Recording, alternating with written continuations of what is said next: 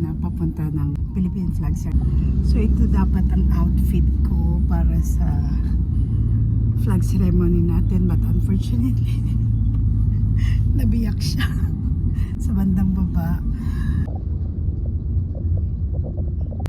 Buti na lang din habang nandito tayo sa sasakyan, dito siya nabiyak. Kasi imagine if I was there at the flag ceremony and biglang nabiyak siya. So how can I change, no?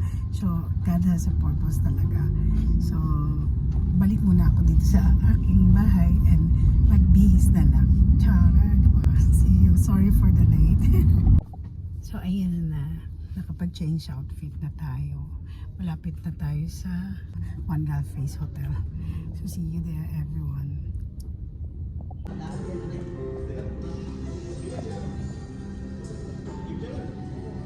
So unfortunately, I missed already the flag ceremony.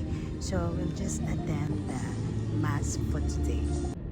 Welcome to this Eucharistic celebration as we commemorate the 128th anniversary of the proclamation of Philippine independence. Today we gather in prayer to give thanks to God for the gift of freedom. Freedom that was won through the courage, sacrifices, and unwavering hope of our national heroes. As we celebrate our identity as a nation, we recognize that our true freedom is found in Christ, who sets us free from the bondage of sin. And as we offer this Mass, let us pray for our country, that for our leaders and for all Filipinos, that we may be instruments of peace and unity. Let us ask the Lord to strengthen our resolve to build a nation. Aking handika, makita kang sakdalaya.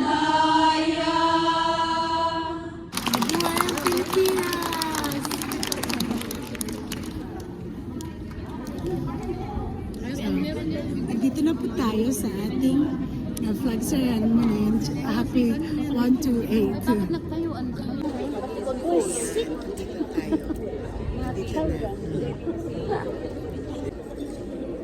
Our Ashfield President.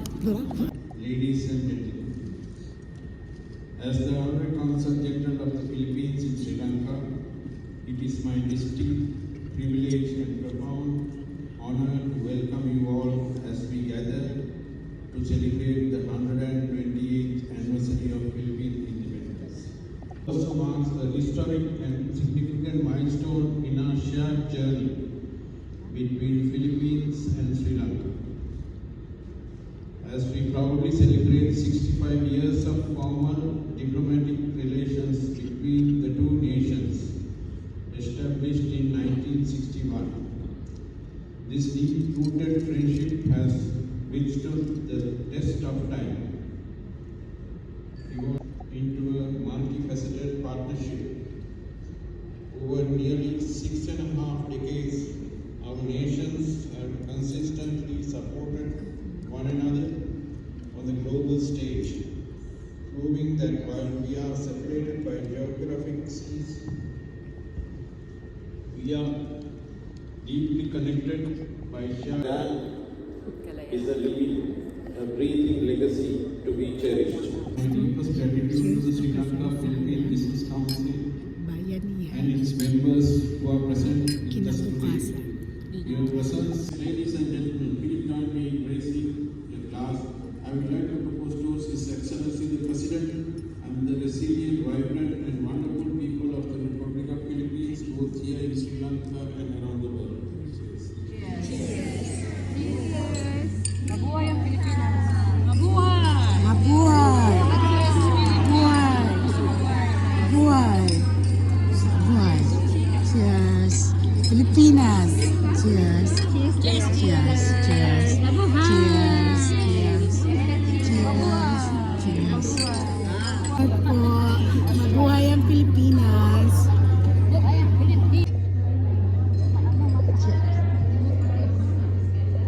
Sir Benji, cheers! How are you? May flash ata ka. Yes. Cheers. Cheers. Cheers po. Hi, sister. Umiinom ka pala. Sparkling. Cheers.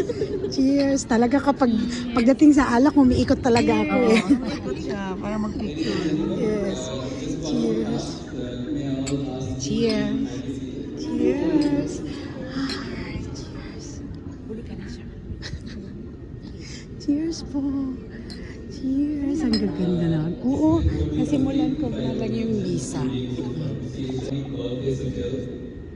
I would like to request our key invitees and dignitaries to kindly come forward to join me and Council General for the cutting of the Independence Cake. Can you cut? Cheers! Happy Independence Day! Cheers! Parinig yun!